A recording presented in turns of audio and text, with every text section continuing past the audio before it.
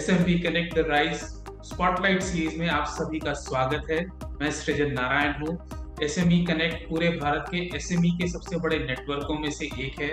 हमने पिछले कुछ वर्षों में पूरे भारत में 100 से अधिक सम्मेलन और सेमिनार आयोजित किए हैं। हमारी स्पॉटलाइट सीरीज में बिजनेस जगत के लीडर्स अपना नॉलेज और एक्सपीरियंस शेयर करते हैं। आज हम बांका बायो के नमिता बांका से अपने साथ पाकर बहुत ही ज्यादा एक्साइटेड हैं। वो अपनी अविश्वसनीय यात्रा को हमारे साथ शेयर करने के लिए सहमत हुए। थैंक यू, धन्यवाद।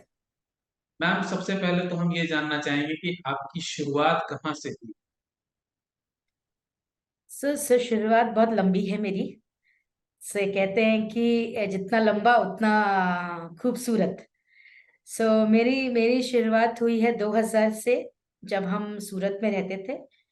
हमारे हस्बैंड उस समय पढ़ने के लिए जर्मनी गए, तो हमने सोचा कि घर बैठे कुछ तो करना चाहिए। घर बैठे बैठे क्योंकि मेरी एजुकेशन रही है कि मैंने दिल्ली यूनिवर्सिटी से पढ़ाई करी है, तो हमेशा था कि मुझे कुछ करना है। लेकिन हम मारवाड़ी फैमिली से आते हैं कि इतना ज्यादा हमें बोला नहीं जाता कि आप कुछ करिए।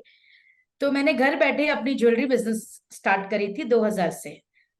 2001-2 से लेके 2008 तक मैंने ज्वेलरी डिजाइनिंग, ज्वेलरी मैन्युफैक्चरिंग मैंने पूरी करी और कंपनी भी डाली थी। लेकिन उसके बाद हम अपने हस्बैंड के साथ हैदराबाद आ गए। उसकी वजह से मुझे चेंज करना पड़ा अपना फील्ड और करियर, बिकॉज हैदराबाद में उतना मेरे पास स्कोप नहीं था ज्वेलरी का काम करने के लिए, और बच्चे भी छोटे थे, तो बाहर जाके काम करना इतना इजी नहीं था मेरे लिए। मैंने स्टार्ट किया घर से ग्रीन प्रोडक्ट्स को प्रमोट करने का बिजनेस 2008 में। वहां से मेरी शुरुआत हुई, और फिर ग्रीन प्रोडक्ट्स और सस्टेनेबिलिटी के बारे में जानते जानते आज काफी लंबे आ गए इसमें, क्योंकि वो एक फील्ड था जो मुझे बहुत अट्रैक्ट करता था। क्योंकि हमें कुछ अपने धरती के लिए, अपने अर्थ के लिए कुछ करने को मुझे मिला, और मुझे बहुत अच्छा लगता था करने के लिए। तो that is where I started off with. Ma'am, ये तो आपके ग्रीन इनिशिएटिव के स्टार्ट की बात है। कंपनी कब फॉर्म हुई, उस समय आप लोगों ने कैसे सोचा इस चीज के बारे में, इन सब चीज, इस इंडस्ट्री को आप लोगों ने कैसे चुना, ये सब चीजें बताइए। वही जब 2008 में जब मैं हैदराबाद आई और मैंने अपना ज्वेलरी बिजनेस स्टार्ट नहीं किया, तो मुझे था कि मुझे कुछ ऐसा करना चाहिए जो कि थोड़ा डिफरेंट हो। तो ग्रीन इनिशिएटिव में मैंने काम करना शुरू किया। उस दौरान मैं काफी लोगों से मिली जो कॉर्पोरेट्स हैं, और जो कि इस इनिशिएटिव को मानते थे। लाइक सस्टेनेबिलिटी एक जस्ट स्टार्टिंग वर्ड था 2008 में। तो मैं इसी तहत मिली कुछ रेलवे ऑफिसर्स के साथ, जिनको मैं प्रमोट कर रही थी ग्रीन प्रोडक्ट्स, जैसे कि printer, recycling of printer, recycling of cartridges, फिर पेपर से बने पेन, रिसाइकिल्ड पेपर, इन सब के तहत अवेयरनेस क्रिएट कर रही थी। तो उन्होंने मुझे बताया कि हमारे रेलवेज ने एक ग्रीन बायो टॉयलेट बोल के इंट्रोड्यूस किया है। तो हमें बड़ा अचंभ लगा, क्योंकि मुझे तो आइडिया ही नहीं था कि ऐसा कुछ है भी। तो उन्होंने बोला, नहीं नमिता, हम लोगों ने ऐसा काम किया है जिससे टॉयलेट का जो मल होता है वो धरती पे नहीं गिरता है, और वो एक टैंक में इकट्ठा हो जाता है, और इससे हमारी टॉयलेट की सुविधा बढ़ेगी और हमारे टॉयलेट्स क्लीन रहेंगे। वो उन्होंने जब मुझे इसके बारे में बताया, तो मुझे बहुत बहुत ज्यादा इनोवेटिव लगा और मुझे बहुत अच्छा लगा। क्योंकि एज अ ट्रैवलर हम भी चलते हैं ट्रेन्स में, तो हमें बहुत तकलीफ होती थी, बिकॉज ट्रेन्स की टॉयलेट बहुत गंदे होते थे। तो मुझे बहुत इंटरेस्टिंग लगा, और उस समय से मेरा एक जर्नी टुवर्ड्स सैनिटेशन और towards working with Indian Railways to improve the quality, उनकी क्वालिटी को या उसकी स्वच्छता पे जो उनका ध्यान था, उस पे मेरा काम करने की मेरी एक चाह काफी अच्छी हो गई। और धीरे धीरे करके मैं पूरी उसमें 2009 से लेके 12 तक घुसती चली गई। और मेरी अपनी कंपनी थी बंका एंटरप्राइजेस बोल के, जो मेरी सोल प्रोप्राइटरी कंपनी थी। वो सोल प्रोप्राइटरी में मैं पूरा लियाजनिंग का काम, पूरा ये उनका जो रेलवेज का के साथ कोऑर्डिनेट करने का, जिन कंपनियों ने इन टॉयलेट्स को सप्लाई किया था उनके साथ काम किया मैंने, कि भाई इसको कैसे और बेहतर बनाया जा सकता है, और हमारे व्यू पॉइंट से, एक औरतों के व्यू पॉइंट से कैसे उसको और बेटर किया जा सकता है।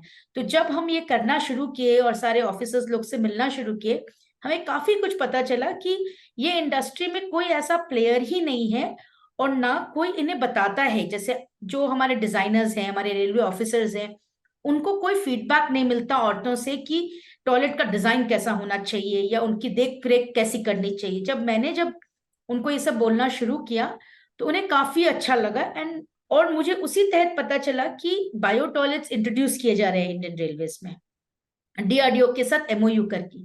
तो मैंने भी इच्छा जाहिर करी कि क्या मैं सप्लायर बन सकती हूँ। तो इंडियन रेलवेज ने काफी प्रोत्साहित किया कि हाँ मैडम आप कर सकते हो, आप एक फैक्ट्री डालो और आप टेंडर्स में पार्टिसिपेट करो। तो ऑलरेडी मैं काम कर रही थी तो मुझे आइडिया भी था इसके बारे में। तो इमीडिएटली मैंने एक छोटी फैक्ट्री डाली 2012 में और मैंने टेंडर में अप्लाई किया और मुझे टेंडर मिल भी गया था। स्टार्टिंग डेवलपमेंट टेंडर मिला था। वो एक जर्नी थी जो मेरी स्टार्ट हुई। और उसके पहले मैंने operation and maintenance of bio toilets का काम ऑलरेडी ले लिया था, क्योंकि उसमें तो हमें कुछ ऐसा फैक्ट्री वगैरह चाहिए नहीं था। तो उस जब मैंने वो लिया तो मैंने उन लोगों को दिखाया कि ऑपरेशन एंड मेंटेनेंस अगर करते हैं हम टॉयलेट्स का, उसकी क्वालिटी में और उसकी देखरेख में क्वालिटी की जो फीलिंग है, जो हम यूजर एक्सपीरियंस बोलते हैं, वो काफी बढ़ जाता है। ये उन्होंने 1 साल हमने ट्रायल किया था, उससे उन्हें पता चला। सो इट बिकेम कि मैंडेटरी कि अब ऑपरेशन एंड मेंटेनेंस तो होना ही चाहिए। सो इस तरह से ग्रेजुअली हम इसमें घुसते चले गए।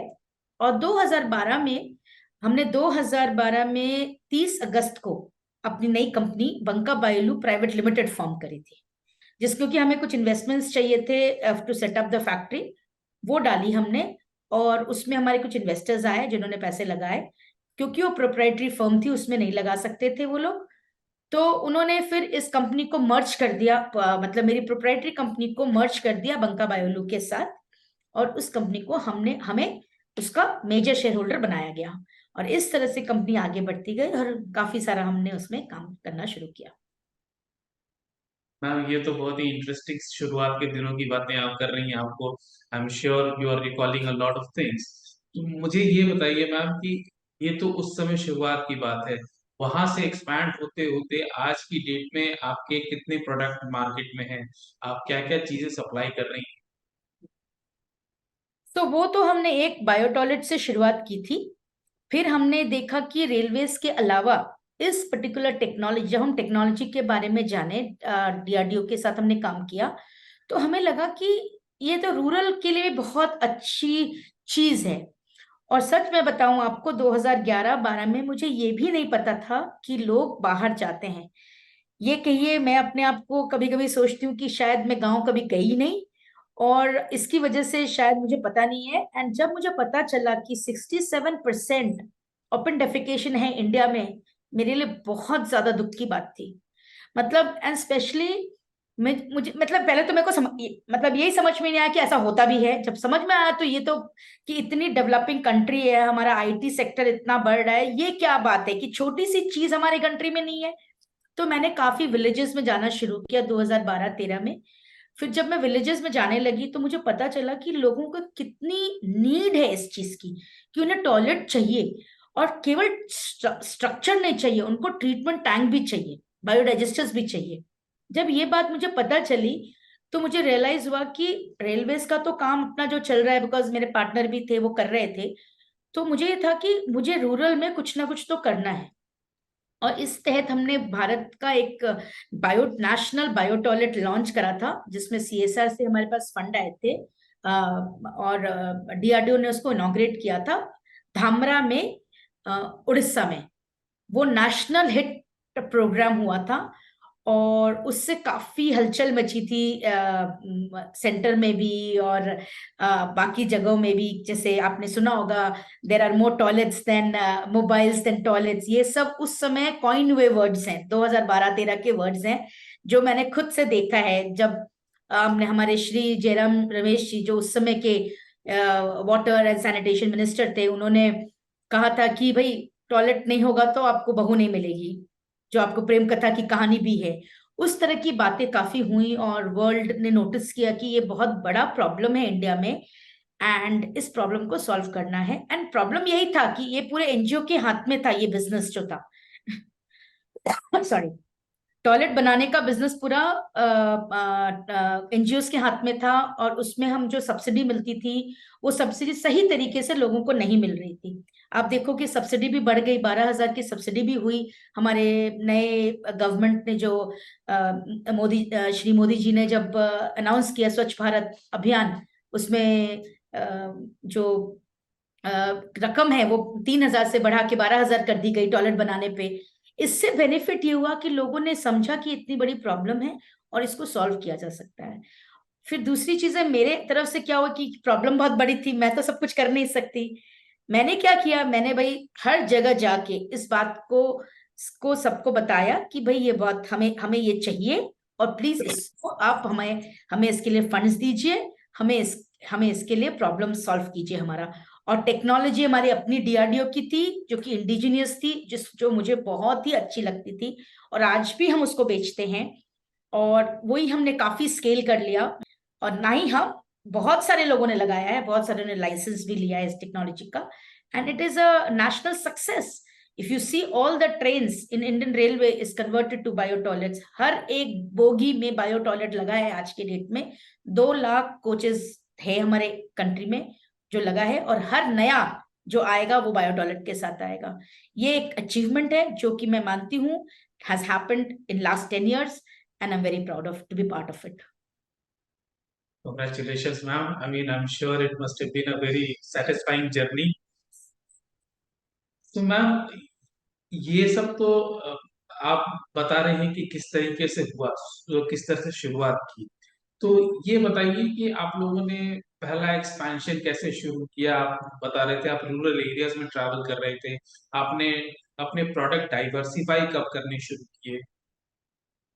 हमने बहुत ज्यादा डाइवर्सिफाई नहीं करा है।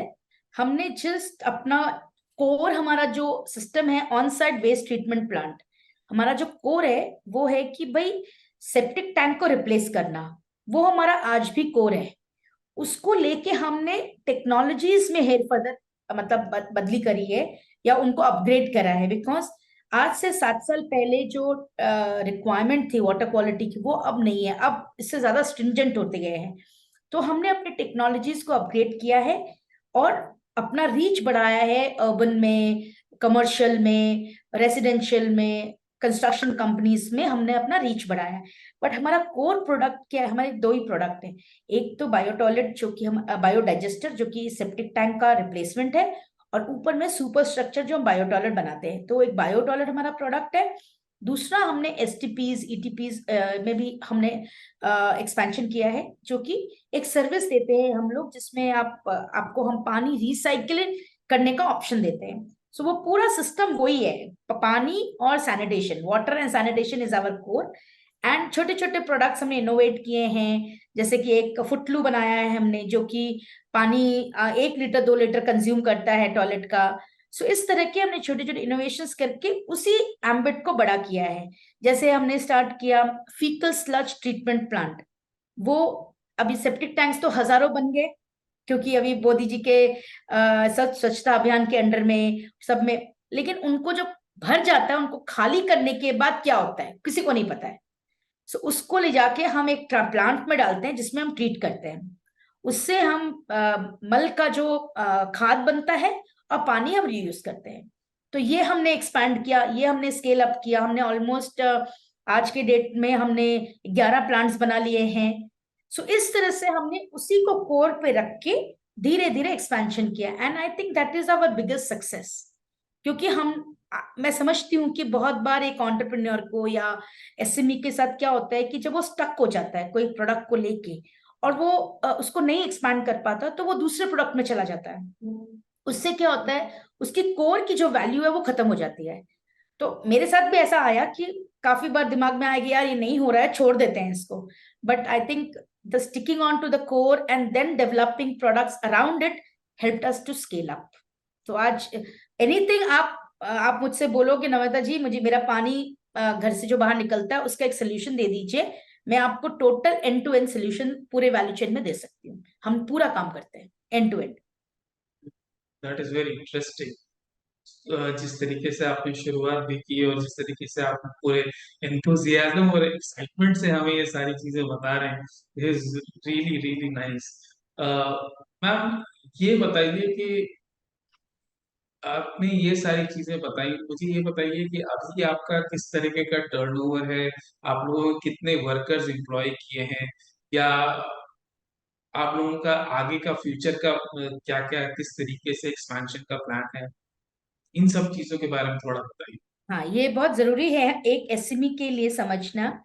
मेरे लिए बिकॉज मैं एक एंटरप्रेन्योर थी और मेरा एक ही विजन था कि मुझे ये कंपनी केवल अपने लिए नहीं चलानी है। मेरा ये विजन था कि इसको एक ऑर्गेनाइजेशन तक बना के इसको बढ़ाना है। तो 2016 में मैंने अपने हस्बैंड को जॉब क्विट करा के अपनी कंपनी में बुलाया। उन्होंने वो एमएनसी में जॉब करते थे। ऐसे करके मैंने अपनी टीम बढ़ानी शुरू करी। पहले हम 2 जन थे, अब हम 5 जन हैं।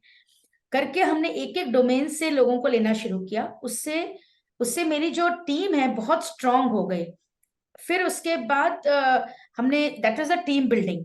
सेकेंड थिंग मैंने क्या किया कि फंड रेजिंग के लिए मैंने बाहर के लोगों को हेल्प लिया। हम आईपीओ में गए।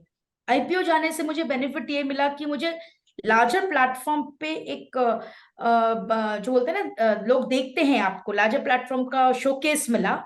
वो मिला मुझे, एंड काफी उससे इंटरनल कंपनी की जो कंप्लायंस लेवल है, कंपनी की जो खुद की जो स्ट्रेंथ है, बहुत ज्यादा बढ़ गई हमारी। जो बेस बोलते हैं, बेस बहुत स्ट्रांग हो गया, हमारा फाउंडेशन बहुत स्ट्रांग हो गया। आज मैं यहाँ रहूं नहीं रहूं, ये कंपनी चलेगी। इस तरह का फाउंडेशन बनाया हमने, प्रोसेस बनाए हैं। धीरे धीरे हुआ है, एक दिन पे नहीं हुआ। फिर क्या किया हमने, अपने बैंकर्स को बहुत ज्यादा सपोर्ट, मतलब बैंकर्स ने सपोर्ट किया, लेकिन बैंकर्स को हमने भी बहुत सपोर्ट किया कि भाई हमने जो पैसे लिए उनसे टाइम पे सपोर्ट वापस करना है, टाइम पे। ये सब चीजें जब हमने करना शुरू किया तो कंपनी के लिए फंड्स की कमी खत्म हो गई। जो हमारा 2016-17 में बहुत, 16 तक हमें बहुत दिक्कत आती थी।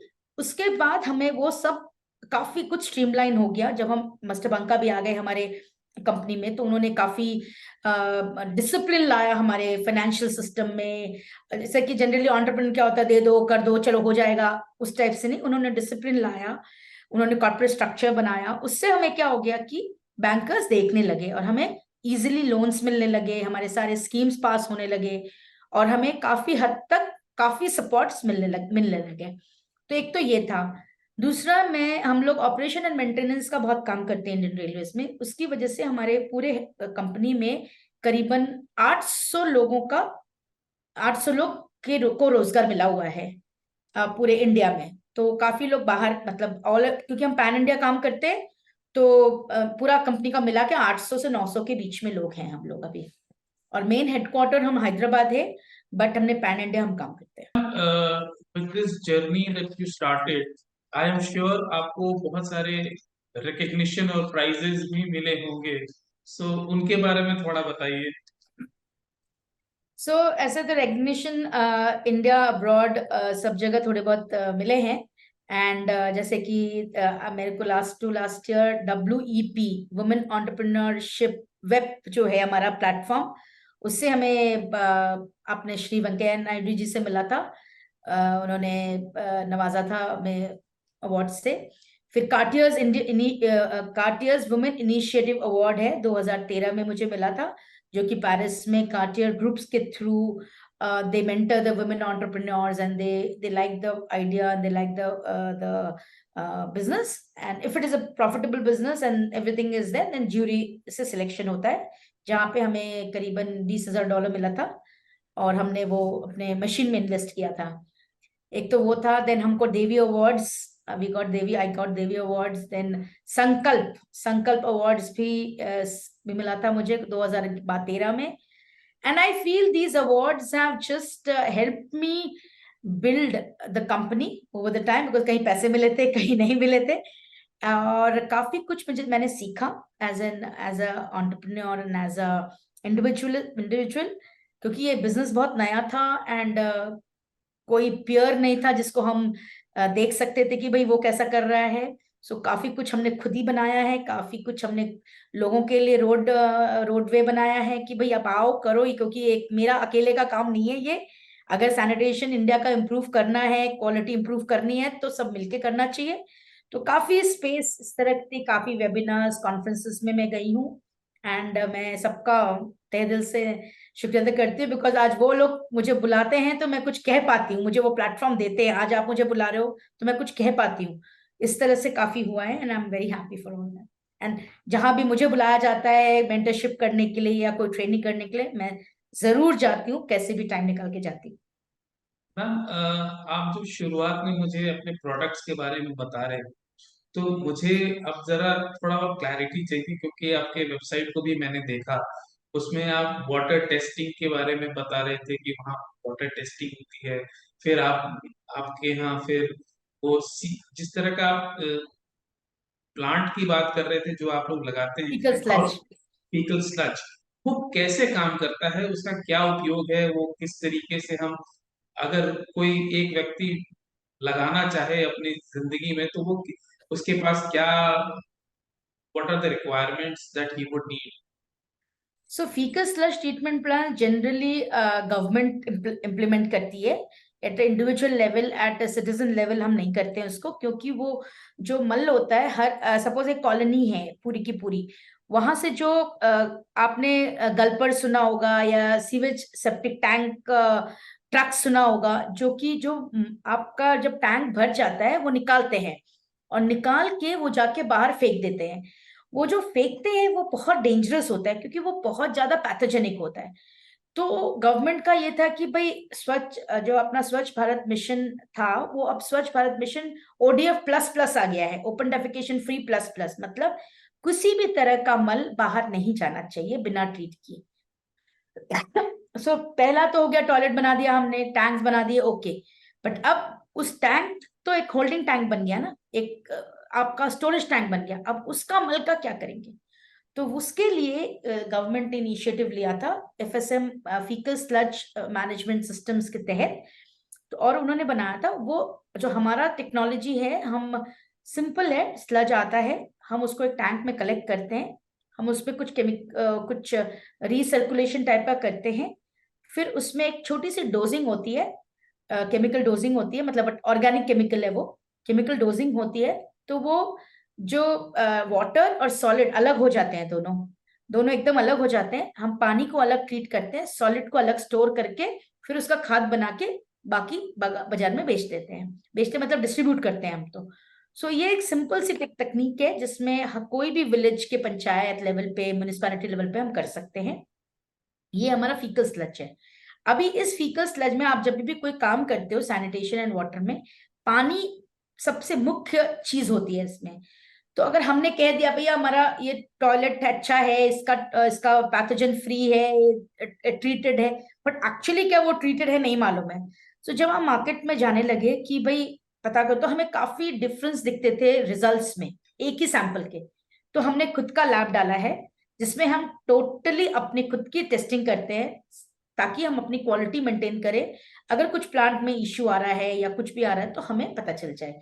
इसके लिए हमने वाटर टेस्टिंग बाहर अभी मतलब कमर्शियली नहीं करते हैं हम, उसमें केवल R&D करते हैं, जिसमें हम कैसे और अपने सिस्टम्स को बेहतर बना सकें, कैसे उनको क्या नाम है, कैसे हम उसके साथ लाइक इम्प्रूवमेंट्स कर सकें कि छोटी जगह है, कम कॉस्ट है, इस पे हम काम करते हैं।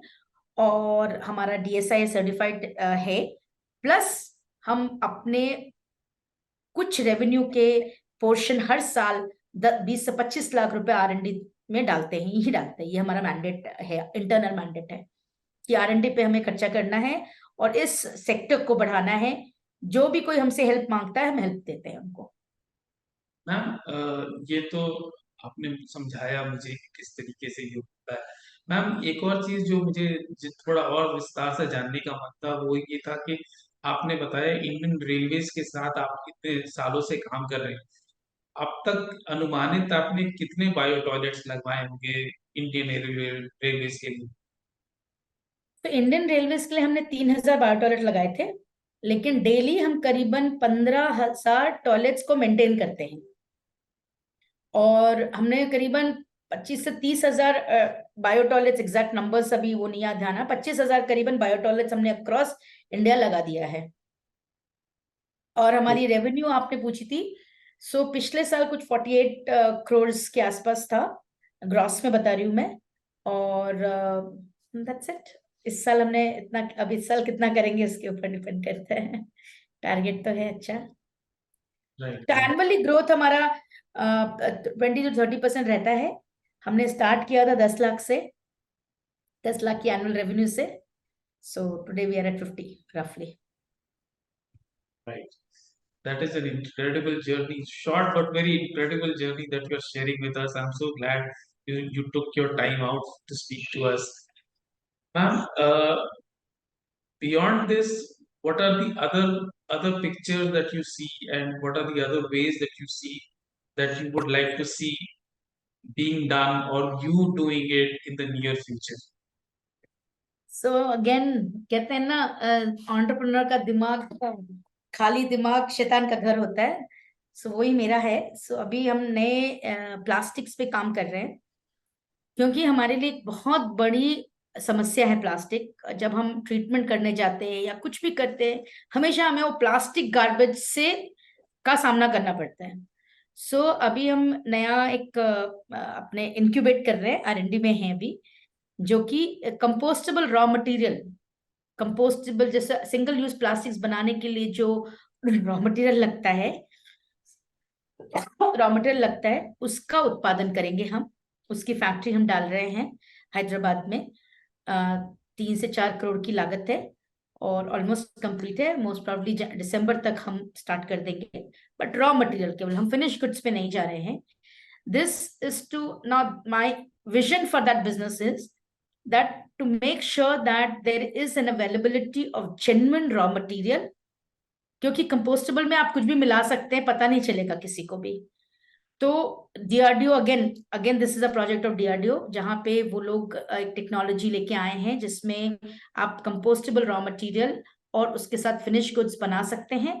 लेकिन अभी हम केवल रॉ मटेरियल में फोकस कर रहे हैं, जिसमें बंका बायो का एक नाम हो कि भाई वो genuine raw material compostable plastics और सिंगल यूज प्लास्टिक्स के लिए देता है।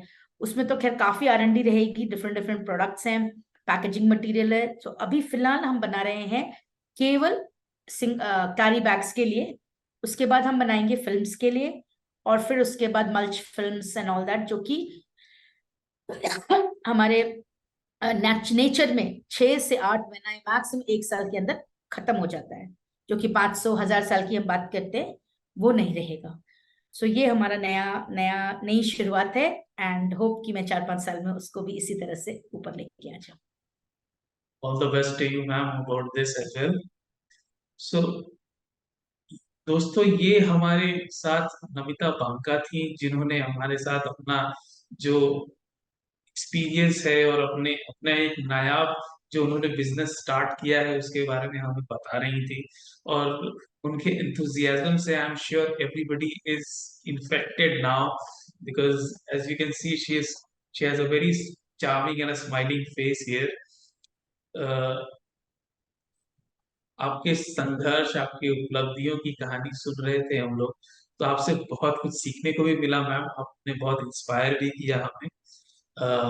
दोस्तों, SMB connect the rise series देखने के लिए आप सबका धन्यवाद। हम स्पॉटलाइट श्रृंखला में अपने साथ बिजनेस लीडर्स को लेकर आते हैं। यदि आपके पास बिजनेस लीडर्स के लिए कोई सवाल है तो, और जो आप अपने बिजनेस के लिए उनसे पूछना चाहते हैं, तो हमें info@smbconnect पर ईमेल करें और हम अपने एक्सपर्ट से उनका उत्तर जरूर निकलवाएंगे या दिलवाएंगे।